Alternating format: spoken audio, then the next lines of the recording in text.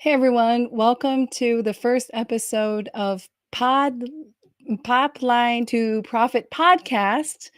I'm your host or your co-host, Krista Mollion, and today I'm going to be joined by a veteran sales expert so that the two of us can talk to you about the importance of aligning your sales and marketing efforts. So I'd be proud to welcome to the stage Tracy.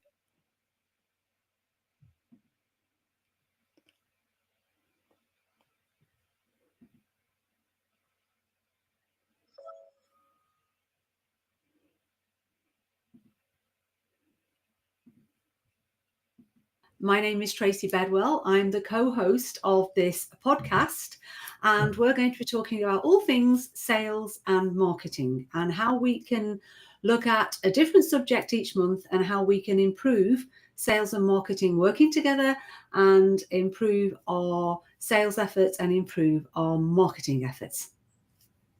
Welcome, Tracy. It's great to have you here. And Happy to be here. I just want to start out with a fun fact. Did you know that companies with strong sales and marketing alignment see a 208 increase in marketing revenue and 36% higher customer retention? The Wow. problem we're facing is that most businesses treat sales and marketing like rival departments competing for budget, credit, attention, and the result is missed targets, poor communication, wasted leads. So if your sales and marketing teams aren't working closely together, you're leaving serious money on the table. So let me first start off by introducing myself and then let my co-host introduce herself. So I'm Krista, and I've worked in marketing for over 2 decades, primarily in San Francisco and Silicon Valley with B2B SaaS companies. I'm also a fractional CMO and the founder of Unignorable Brands, a marketing agency that helps SaaS founders and solopreneurs grow their visibility with AI-driven marketing strategies. Over to you, Tracy. Welcome. Thank you for having me. Yeah, I am Tracy. I'm a sales expert. I have been in sales for slightly more than 2 decades, Krista, probably coming up to 35 years now. I've done every type of sales role possible, including head of sales for large corporate international organizations. I now run Sales Training International, where we go into international corporate organizations and help them improve their sales. And in this episode, we are going to talk about how sales and marketing both impact the bottom line. What do you do if you don't have a sales or a marketing department? Or you have a sales and a marketing department, but you have a really rubbish budget? I also want to talk about why I think the sales and the marketing department are not given enough impact. They're not given enough importance within organizations. But the biggest issue is, as you mentioned earlier, Krista, why are they not working together? Why are they working in competition with each other rather than together? And the final thing we'll have a look at in this episode is the impact of not tracking results and not tracking return on investments from both of those departments. So I think we dive into this, Krista, and we start off with a very wide subject, but a very important subject. How does sales and how does marketing impact the bottom line on an organization? And I'm going to throw that over to you to start with. I know we've both got thoughts on that, but let me throw that over to you. Absolutely. So honestly, I may have a little bit different opinion than you've heard before. Is I personally think that sales and marketing are tied together, and I don't see any difference. I think they have to work closely together, and the more closely, the better, to really meet the bottom line for the organization. So, how can they do that? So, as you know, we have to start at the top of the funnel and go all the way to the bottom of the funnel. But at the top of the funnel, as a marketer, my job is to make sure that sales can convert. So, I'm thinking about conversion optimization. That's what I'm thinking about. And I have to work closely with the sales team to understand what are the customer lead objections, what are the complaints happening in the organization, the customer support issues, and more importantly, why are we losing sales? And then I'll turn that into marketing collateral on all areas across digital, social, event to make sure that we are acknowledging those issues and strengthening the brand at the top of the funnel. So that's why I feel that we need to be communicating to each other, because the bottom of the funnel actually leads back up to the top of the funnel. And if I don't do my job, it's going to be a lot harder for sales to close. And I think that is a really, really important point. I mean, I'm looking at this from the sales point of view. And for me, this is a bold statement. There is no business without sales. Full stop. There is no business without sales. It doesn't matter whether you're a one-man band running your own show or whether you're a huge international corporate organization. You have no sales, you have no business. So for me, how sales impacts the bottom line is quite clear. You know, if you don't have people making those sales, you've got no bottom line. But I agree with you that marketing are integral to help sales make those sales, to get those leads, to help them convert those sales. So for me, sales and marketing are two hugely important departments within any organization, because without them, I don't really see how the organization functions. You can have a great HR team, you can have a great finance team, but if you've got no sales, you've got no business. So for me, sales and marketing really do have a direct relevance on the bottom line of the business. However, some organizations, Krista, don't have a marketing department.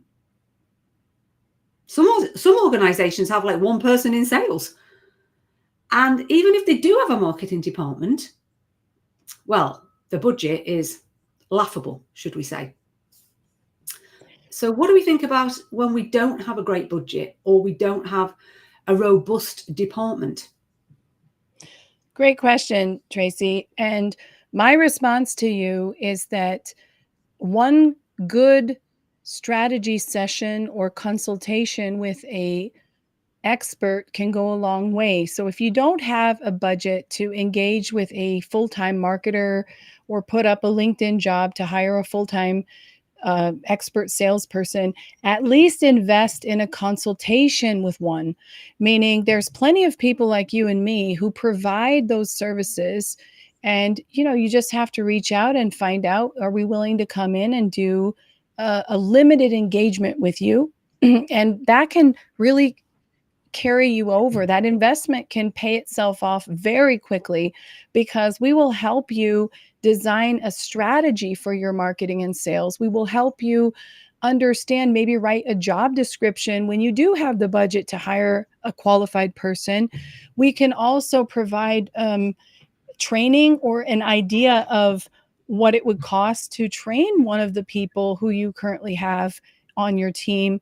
And most importantly, what I think that many people need to understand here, especially business owners, you know, independent of the budget you have, is that you need to be thinking big picture, long term. We need to be lateral thinkers, not short term, transactional. Let's try our best and wait and see, because your reputation is very hard to build. We talk about personal branding nowadays and brand building. It's very hard, but it's instant to destroy. So if you're doing things that are spammy, you will kill your email deliverability. You will get your phone number on all the spam lists. You will ruin your reputation. And that is very, very difficult to do damage control afterwards. So it's better that you talk to professionals like us and you figure out what should I be doing. And also, even with a small budget, I'm sure we can give you a valuable plan. We can say, this is the starter plan. It's not ideal, but at least do that and begin with the end in mind. Like when I work with clients and they say, let's run ads, that's a marketing endeavor. I always say, okay, and where are the ads going to lead? Is that sales page conversion optimized? And when it is, is there all these buttons to book a call? And when that book a call happens, what kind of emails do they get? And how is that going to be routed internally so that Mm. everything goes smoothly? And then once it gets to the call stage, what materials do you have on the sales side that will convince them? Do you have case studies? Do you have robust testimonies? Do you have all the things that I know will help you to actually close the deal? Do you have a great presentation? And those are the kind of things where we can be working together, where I can prepare those materials, give them to you, and then you don't have to worry because you know that you look amazing and it will help you in the end. So I think we need to really remember that whole process. Um, Mm. Even if you don't have much budget, those are things we can help you with in a few consultations. And I think budget is really subjective depending on the size of the business you are. If you're running a very small business, well, then your budget is probably going to be quite small, and you're probably not going to have a separate sales team and a separate marketing team. It doesn't mean to say you still don't have to do the work. You still have to have a sales focus and a marketing focus, because without that, short and long term, you're not going to have a sustainable business at all. And there's always something you can be doing with regards to marketing and sales, no matter how small your budget, to be moving you forward. Now, when you go into a larger corporation, what I never understand is they could have 10 people in the marketing department, and yet the budget is dreadful. So I have a problem quite often with the fact that organizations don't really value sales and marketing to the level that I think they should be valued, as opposed to other departments within the organization. I'm going back to our first point here, that, sales and marketing have a direct impact on the bottom line of the organization. Without them, you really probably won't have an organization. Every single business out there either sells some sort of product or some sort of service. It sells something. So what I never understand is why the budgets for sales and marketing don't correlate with that fact. But I agree with you. It doesn't matter how small your team, how small your department, how small your budget, there's always something you can be doing either internally or using an external expert who can come in and help you with that. I don't know what your thought process in this, but I've got very strong views on this, in that most organizations, again, whether you're an independent or whether you're a large company, they don't, certainly from a sales point of view anyway, they don't see sales as important enough. So I am seeing more and more and more evidence that people employ salespeople into their organization, quite often at great cost, but they don't train them. They don't coach, and they don't give them the right tools and tech to be able to do their job properly. So they'll hire a salesperson and they'll say, here we are, I've got a salesperson, off you go and do your job. But they don't give them the support and the tools to be able to do that. It's like sales is not seen as important enough. And do you find that in marketing an awful lot, Krista, that people will hire a marketing expert, but they don't give them the training, they don't give them the knowledge, they don't give them the tools, they don't give them the tech to be able to do the job properly?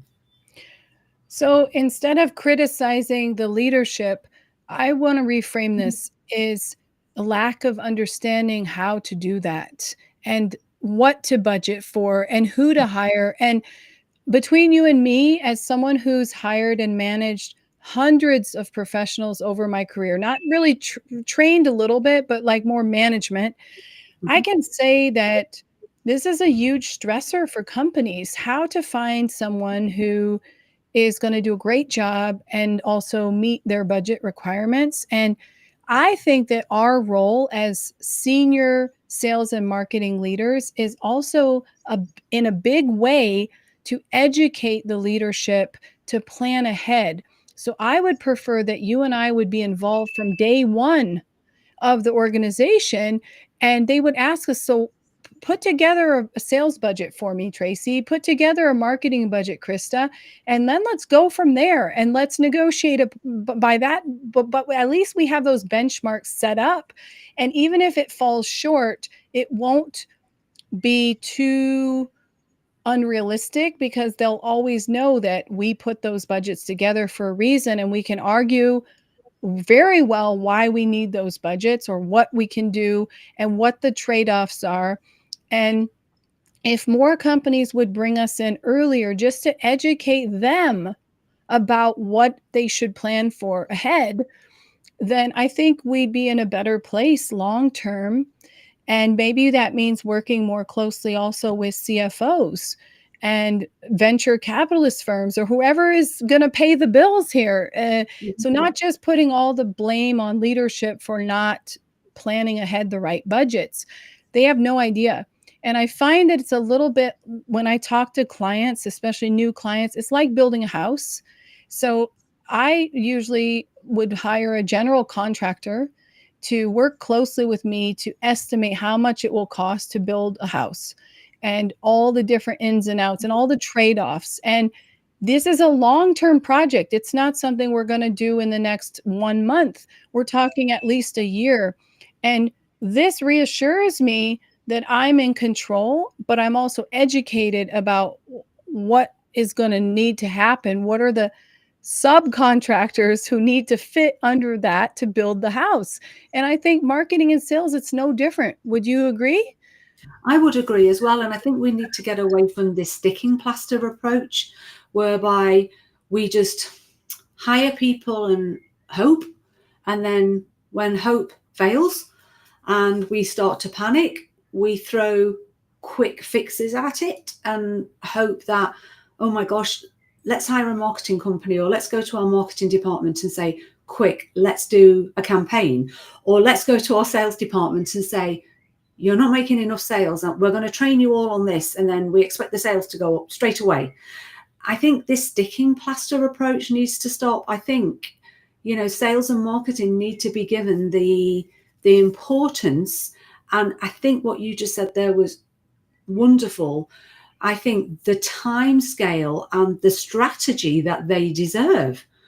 I think, given to me that they're probably two of the most important departments within an organization's success, you can't build on hope. You have to have proper strategies in place. And whether that involves going to an external organization to help you, or whether you look internally at what you already have and think, okay, how can we do this? But planning and strategy is so important. Nothing will come from just trying to put a sticking plaster on something when it goes wrong or no good. That's just a very short-term win. So for me, it's making sure that these two departments have a really strong strategy in place, and a short and long-term strategy, because we all know about pipelines, don't we, in sales and marketing? Nothing comes instantly, especially in B2B.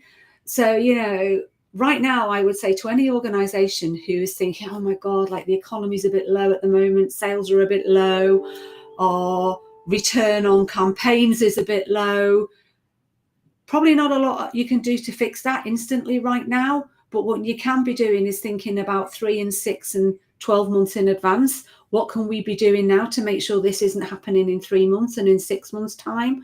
And I think that's where most organizations fail. It's this firefighting approach. It's this panic approach rather than, giving sales and marketing the strategy, the resources, the importance that they need on a day-to-day, short and long-term basis to be a successful part of the organization. I think that takes us on to what we were going to talk about next, is why do you think sales and marketing don't work together very well? Because they don't in a lot of organizations. No, I think it's also because there's a short term and a long term mentality, and I'm a lateral thinker, so I'm thinking long term. And when I invest in people, I'm not thinking about quick fixes. And I think the reason that marketing and sales don't work well together is because we're put under unrealistic pressure to solve all the problems. So a lot of organizations wait until things aren't going well to bring us on board or to ramp up. So maybe they have a bare bones marketing and sales strategy, but then things are going south, the economy is going south, they lose a big client, a new competitor starts taking away their business, and then they bring us on board as if we were firefighters or maybe the first cross. We're there, the Red Cross, to come in, the brigade to save them, whereas they should be thinking that marketing and sales need to be part of the budget eternally for the entire duration that the company is alive. A lot of times companies ask me, so how long do I need to have marketing, or how long do I need to have sales? And I say Yes. forever. I say Yes. forever until you're done. When you sell the company, we'll go away. We'll probably merge with a new company or something, but you need to have us from day one. And if you don't, you're going to pay the price because you're going to want quick results, whereas your competitors have been doing SEO for 10 plus years. And they Mhm. may not even have a good enough product, but they've been investing just like a 401k. You can't expect to retire and live the rich life in retirement if you haven't been putting aside all these years. So consider your marketing and sales like your backup plan to ensure that you will be in a comfortable place. And that leads me to one more really important thing. You said about pipeline. Mhm. What's the cost of customer acquisition, and what is the value? And this is for the audience here. What is the value that you put on the customer lifetime value? Those are questions that we should be asking because B2B sales, the pipeline is longer. And if you've got a good building block of marketing and sales, we're going to just keep bringing in new pipeline and it's going to pay for itself. So the problem with us, why do you think, and why do we think we're complaining, is because companies don't understand that they're going to have to pay us upfront, but they're going to get many, many times over the return.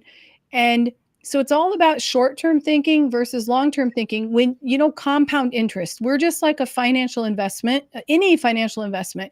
You invest in marketing and sales and you put in, and you're like, okay, I'm putting in, and you don't see big returns in the beginning, but Mm. over time you see a massive amount of return. And when you look back, you're like, thank goodness now. And I'll give you one last example for this, Tracy, is when the economy suddenly goes south, who are the winners and who are the losers? The winners are the ones who have already marketing and sales strategies in place, and then they can adjust very quickly and they won't go under. But the people who haven't done any marketing and sales, they'll be the ones to lose immediately and very harshly. Would Yeah. you agree with that? Oh, 100% agree with that as well. 100%.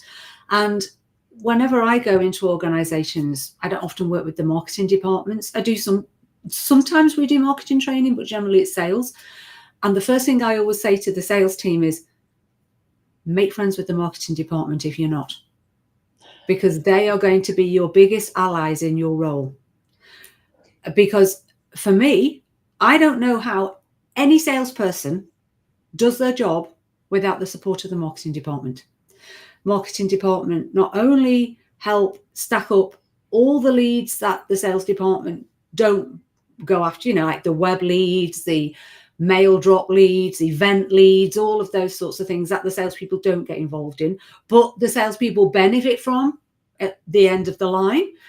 But also the marketing department are your friend for things like lead magnets and information and things that you can share with your leads, your potential clients, your existing clients, which help you convert sales, which help you close sales, which help you retain existing customers and grow them. So in any organization, a sales and a marketing department that don't see this and are not working together, it baffles me. Sales are on the ground. Sales are the people who are out there day to day talking to your clients, talking to existing customers, talking to potential customers. going to events, going to marketing, going to networking events, etc. They should be coming back and feeding this valuable information that they're gathering to the marketing department. The marketing department should then be taking that information and using that towards creating support material, creating campaigns, deciding, should we do this? Should we do that? These two departments should be working so closely together. And then also, they're supporting each other. Marketing departments are successful if sales do well. Sales are successful if marketing department does well. So they should be working together, and any organization that doesn't see that, I don't know. I've started to say to organizations when they come to us for sales training, are you going to put people from marketing in it? And they're like, why? They're marketing. No, I say, no, really, I would really like you to have one or two people from marketing come into this training if you don't mind. Because we need to get these two departments working closer together, I think, much closer together. But I think you are 100% right in terms of, right at this moment in time, in terms of pipeline. Anybody who's had a good strategy for the last 12 months, if the market's bad at the moment, they're okay. They're going to pivot. They're going to tweak a few things. Anybody who is waiting for things to go bad or to slow down and then think, what can I do right now to solve this? You're 6 months too late. You're 6 months too late. It needs to be a regular thing that you're keeping on top of. And I think probably the last thing I want to talk about, which hardly any company that I go into does, and I'm guilty of this myself running my own business.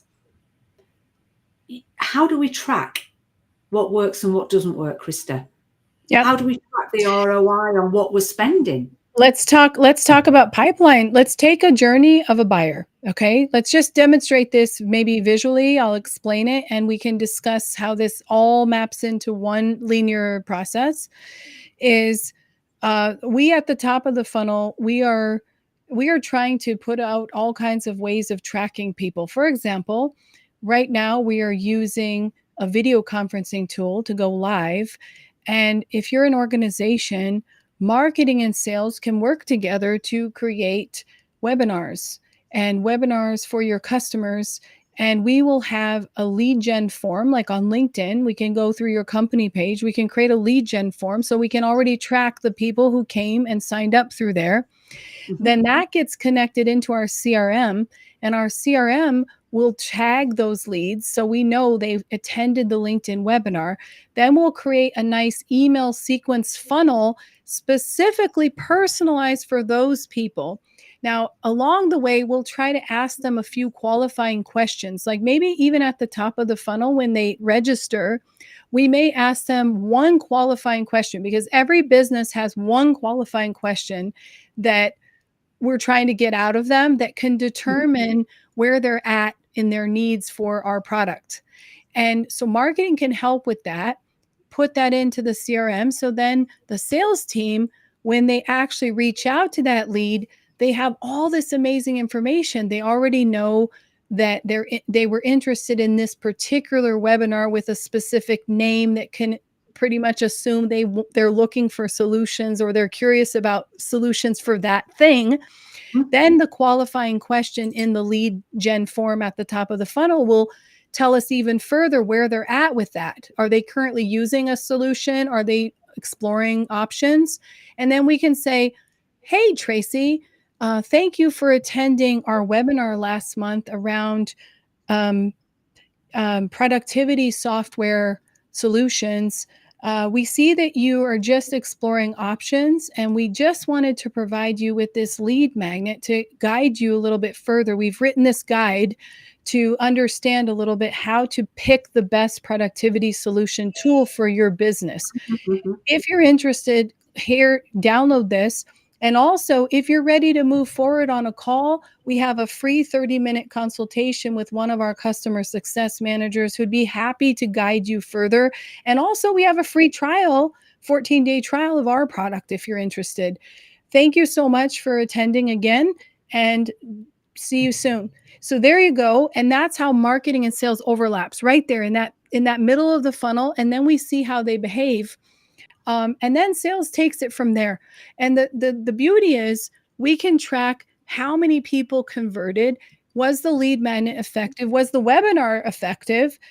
We can look at the past 6 months. How many webinars have we hosted? Which topics seem to resonate even more? And then we can work with sales. Well, it looks like we need to be talking more. When you do get on the sales calls, you can record them and you can save that in a shared cloud intranet drive so that we marketers can grab those transcripts from those calls because we're confidential, we're in one company, and we can use those transcripts to address objections and then even tailor further what kind of top of the funnel content we put out. So it's this beautiful life cycle of a client. Then we can do satisfaction surveys. We can rate the webinar. We can say, how did, on a scale of 1 to 10, how did you find the speakers? What else would you be interested in? Check these boxes if you want to, for future webinars. What questions do you have for our speakers? So we can really gather all this data and we can track to build this funnel that just converts like crazy. And then the next webinar will address all the objections, we'll address all the questions that we didn't get answered so that we keep providing better and better value and we're tracking the engagement further and further along. And I think what I've taken from that is a lot. what I have taken from that is the fact that there are very easy ways to track things. And what happens in a lot of organizations, not all of them, is that they just don't use them. I go into organizations that have a pretty great CRM system in place, but the salespeople don't use it.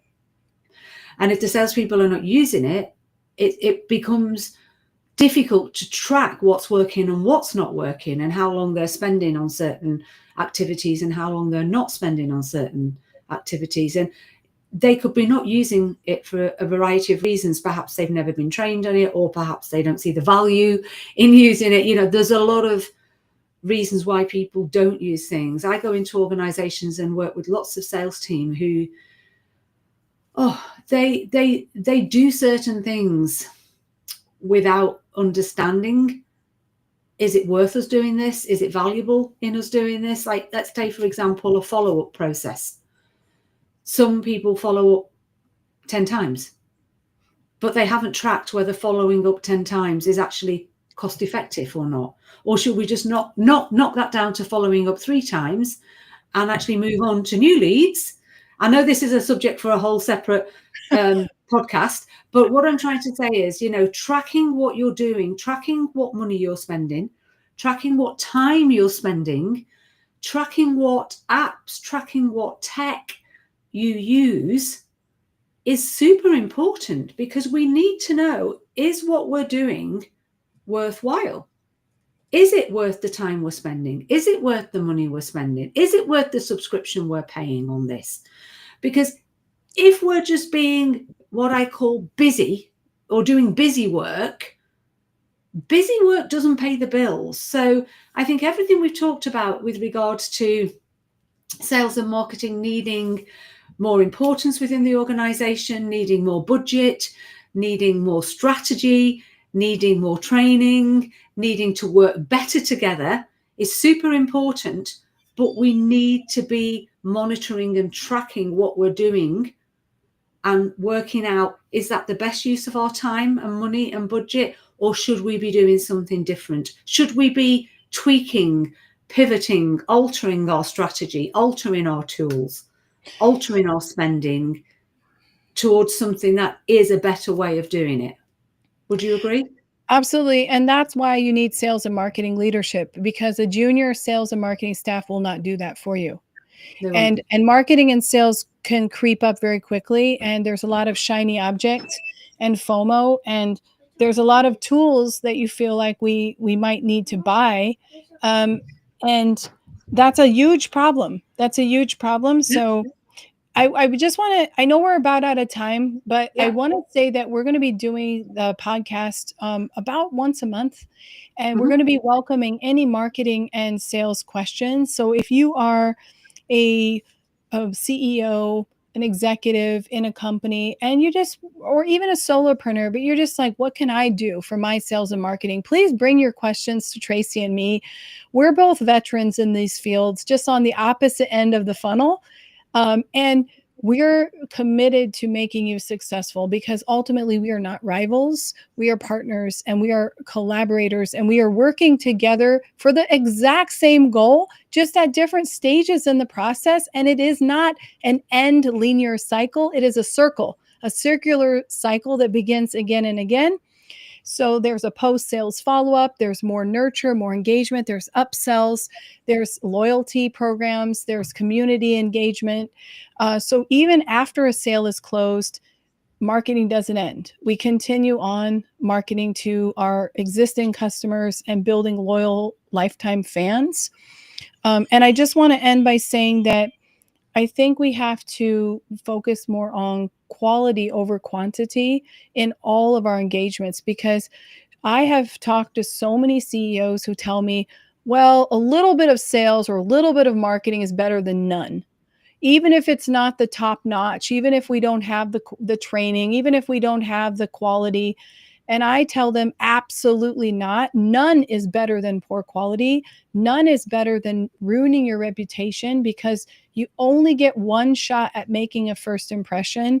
And if the first impression of your brand is being distributed by an untrained salesperson who doesn't know, isn't knowledgeable about your product, isn't approaching the client in a respectful, professional way, or is overstepping the boundaries by following up 10 times, borderline harassment, this is not going to help your brand in any way, but it will hurt your brand. So please, it's better to invest in a little bit of senior level strategy from somebody like me and Tracy in marketing and sales, and then budget long term. Even if you can't do everything right now, it can be a phased approach versus trying to bring in people who are underexperienced, underqualified, and mostly undersupported. They just don't have the materials, they don't have the tools, the CRM set up the right way, they don't have the training they need. This is a huge mistake that will hurt you more. 100%. And I just wanted to end by saying thank you for listening into our first joint live together. This will be transposed into a podcast, hopefully by the end of this month. We'll advertise when that goes live, and we'll be putting a podcast out to do with sales and marketing as Krista was saying, every single month, a different topic to do with sales and marketing. This topic was all about the importance of sales and marketing within the organization on the bottom line and why they need to work together more. We'll talk about different things in other podcasts and other lives. If you've got questions, let us know what those questions are. If you're not connected to us on LinkedIn, connect to us. If you've got any questions you want to ask for us, ask away. We are very passionate about bringing sales and marketing to the masses, whether you're an independent freelancer, whether you're a very small business owner, whether you work in a large organization. We are very passionate about making sales and marketing easy to understand and more accessible to all. So thank you so much for listening to us on this, our first live. I hope you'll join our podcast fans when it comes live and subscribe to it. And we look forward to seeing you in June with another subject on sales and marketing. Thank you, everyone who's tuning in either live or post in the replay. And just let us know in the comments if you have any questions or thoughts about what we've talked about today, and connect with me and Tracy. And thank you, Tracy, for being an amazing co-host. We're going to be really covering a lot of valuable topics to ultimately increase the bottom line for companies. That's our common goal. Have a great day, everyone, and we'll see you in the next episode.